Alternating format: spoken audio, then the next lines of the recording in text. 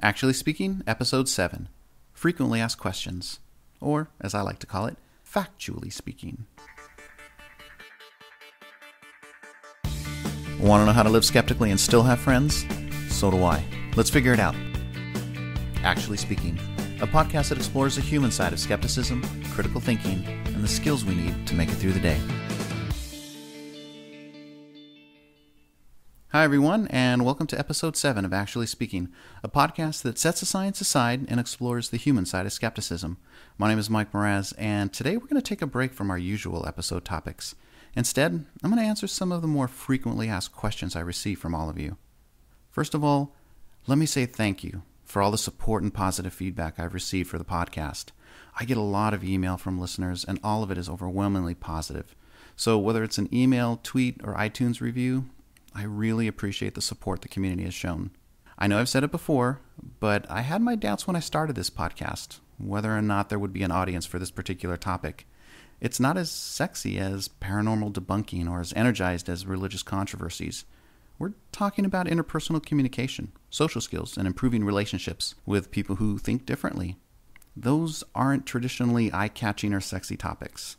But based on your feedback, those doubts were definitely unfounded, and thank you for pointing that out so clearly. So please, keep the feedback coming. You can send emails to actuallyspeaking@gmail.com or interact with me directly via Twitter at twitter.com/factually. That's with an F.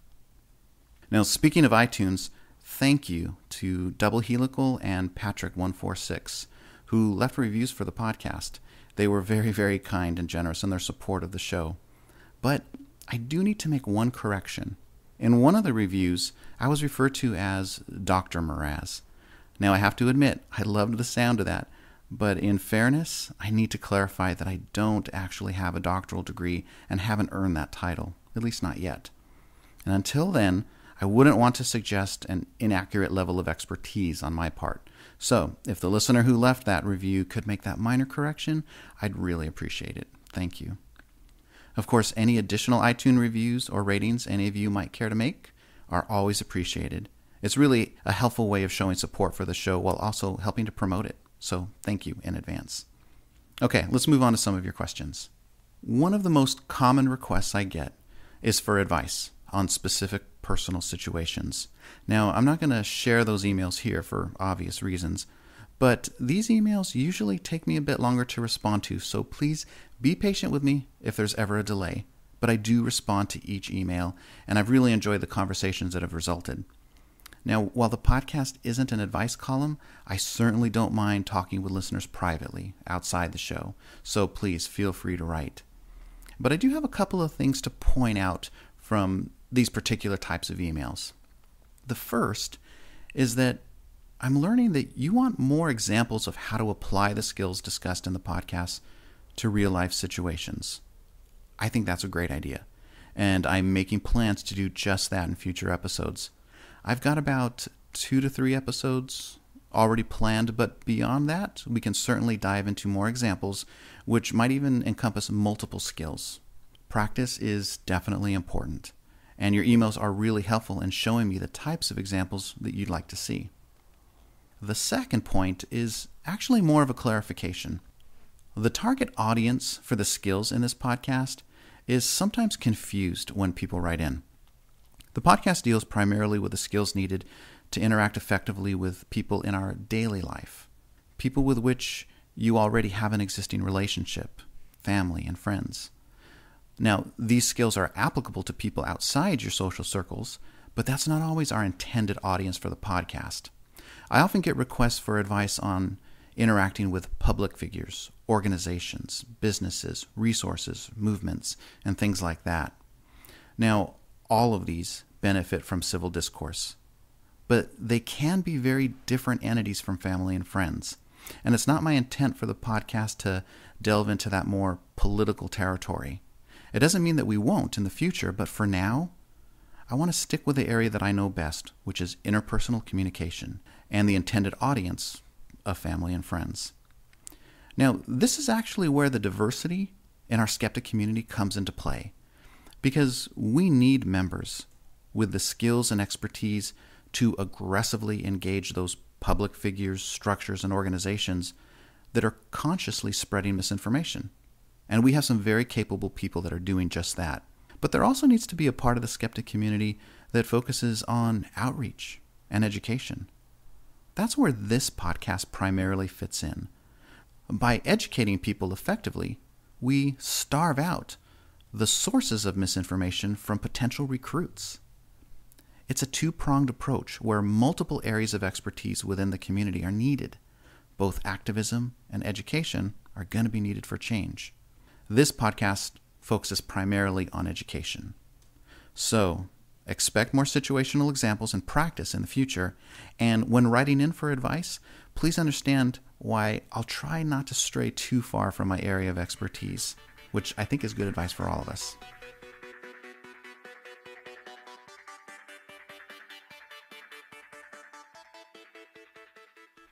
Justin writes, "Hey Mike, love the podcast and the fact that you're local to the LA area.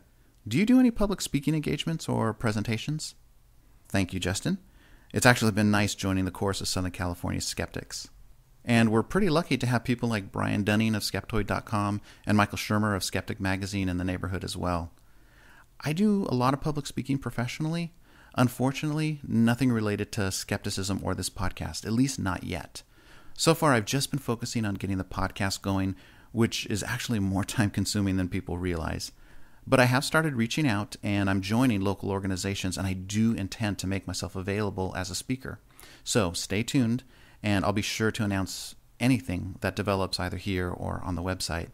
Of course, if you have anything specific in mind, please feel free to email me. On a similar note, Adele writes, in part, "Will you be attending any conferences this year?" Yep. I'll be at TAM 8 this July. For those that don't know, TAM is the amazing meeting held in Las Vegas each summer by the James Randi Educational Foundation. As a gift, my wife sent me to TAM 7 last year, and I loved it. I got to meet so many people from all the podcasts and blogs that you're probably already subscribed to, and I highly recommend it for anyone that has the means to attend. In fact, this is kind of interesting. TAM 7 last summer is where I met Desiree Schell, the host of Skeptically Speaking radio show and podcast.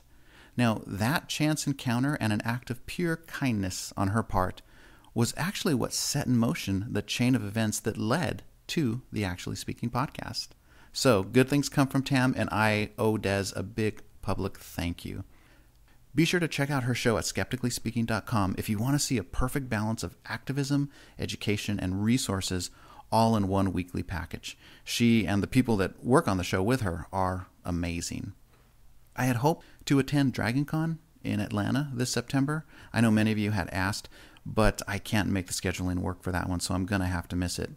But if anyone is going to be at TAM this summer, please keep an eye out for me because I would love to meet you.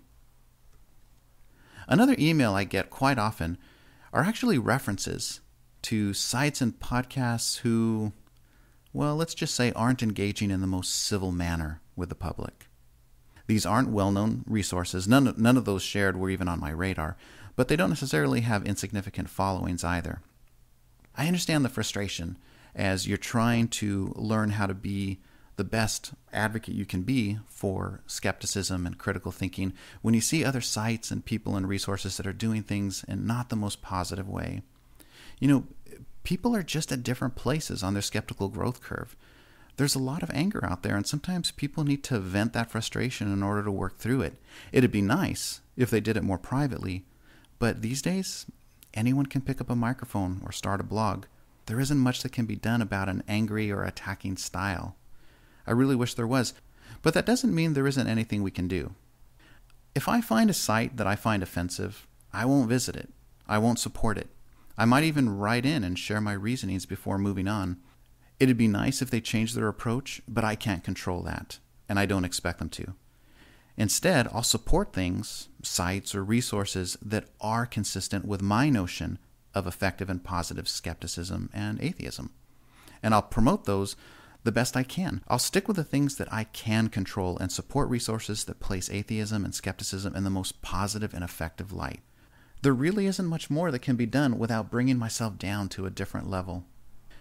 Now, like I said, I understand the frustration and I understand why people are sending in some of these links, and I appreciate it. I enjoy actually seeing the contrast, and it helps me understand what I can incorporate more into the show. So don't stop doing it. If you find something out there that's really wild or kind of crazy, just send it in. But let me give you a bit of advice when you're sifting through different sites.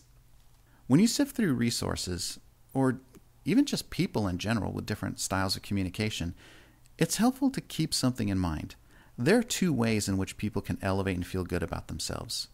The first is to work hard at putting the time, effort, and energy into things that help us actually grow, become better, and stand out as an example to others. The second way is to take a club and beat down everything and everyone around you so that eventually you feel elevated in comparison. I think you know which approach I support, and I keep that in mind when choosing what sites, resources, and people I stand behind.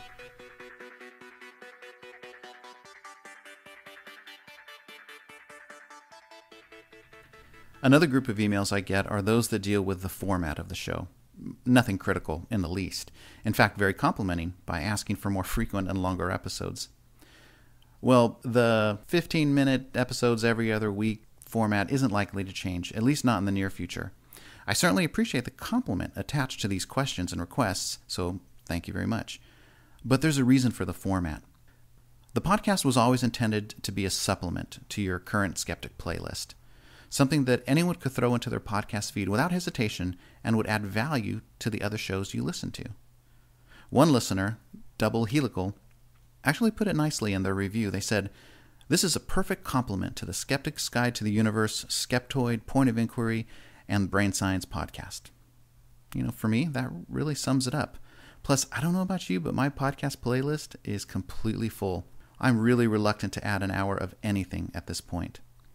But one listener, Anita, did write in with a tip for new listeners, which I thought was really helpful. She wrote, "Hi, Mike. I've listened to the first 4 episodes and really enjoyed them. Looking forward to the next one. I listened to them one after another, and I think this was the wrong way to do it. Too much information all at once, and I tend to start to tune it out. I suggest including a suggestion in your next episode for people to listen to the episodes spaced apart, by a couple of days at least, to give them time to mull over the ideas presented." I think this is a really good suggestion, and I completely agree. Thank you very much, Anita. Let's see, what else? Oh, parenting. A lot of you are anxious for parenting topics. Don't worry, we will get there. I'm actually anxious myself.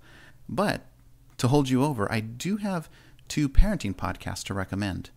No, parenting podcasts are a dime a dozen, but skeptic or secular-based parenting podcasts are much harder to find. Fortunately, 2 new ones just launched recently that I'd like to share. The first is called Podcast Beyond Belief, which you can find on iTunes. It's the official podcast of the Foundation Beyond Belief and focuses on parenting and social issues for secular parents. Now, this is a team of hosts from various other blogs and online resources who tackle a variety of parenting news and topics from different perspectives. Colin and his co-hosts, they do a great job producing this. It's been really helpful for me, and I'd highly recommend you add it to your playlist. The second one is SkepParent, which you can find on iTunes as well, or at skepparent.com. That's with 1 P. This is a husband and wife podcasting team, Tyson and Don, and they felt the same void that we all do in critical thinking-based parenting resources and decided to do something about it.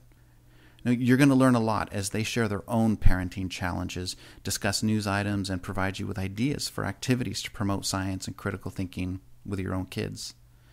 Tyson and Don are really easy to listen to, and it's very comfortable. You're actually going to feel like you're sitting down at the kitchen table with them talking about parenting over coffee. I listen to both and love their approach to the topic of parenting. They're definitely worth your time to check out. While we're on the topic of parenting, I do have a small treat for all of you. My son and I, he's 6, do a lot of science and critical thinking activities whenever we can. But after listening to these 2 parenting podcasts, it actually got me motivated to see if I could do an activity that promoted science communication, something that would plant even the smallest seed of excitement in sharing scientific knowledge. Well, we did our activity this last weekend, and I've attached the result to the end of this podcast. It worked like a charm, and I hope you enjoy it.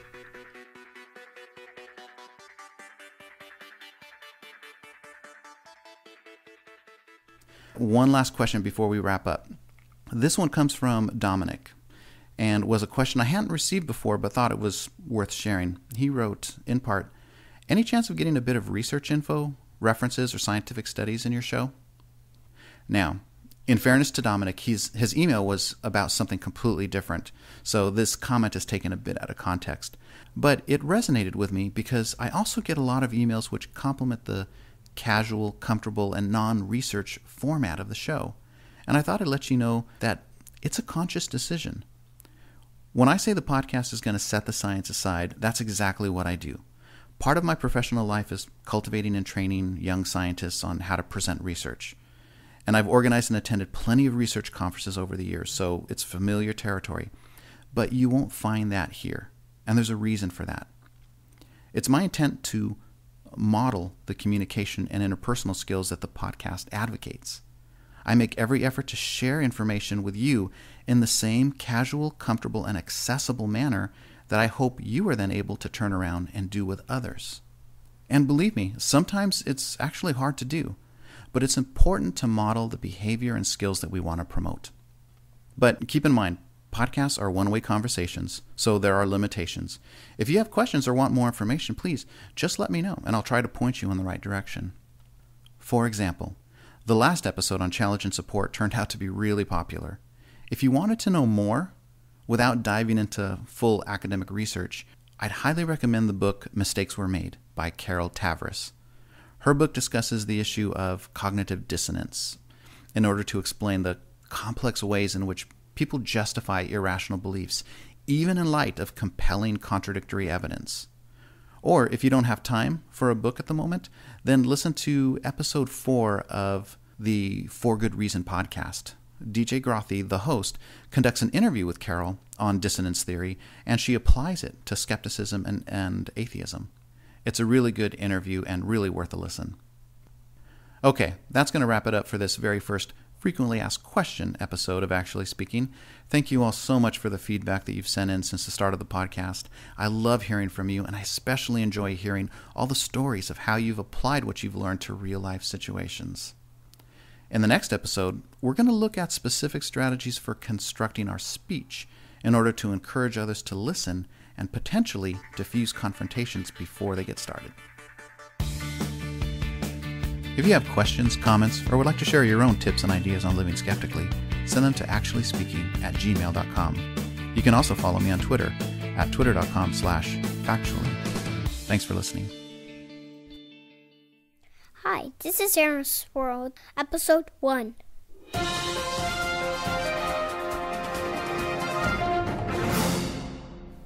Hi, this is Aaron's World. Today we're going to be learning about Allosaurus. It's a dinosaur. Well, it's a lizard dinosaur that walks on 2 legs and sharp teeth, a long horn, short horns on of its eyes, and a long tail. And it was a theropod. Theropod means it had sharp eyes. Its favorite food was meat. It had a great sense of smell. The tail helped it balance, and it had 2 feet. And that's about theropods. And about Allosaurus, it was a fierce dinosaur that could probably take a bite 100 pounds bigger than a goat. That's probably all I know about Allosaurus, but it had a super long tail and 3 toes. It lived in America during the Jurassic time period. That's it for today. Next time we're going to be learning about Guanodon. Bye!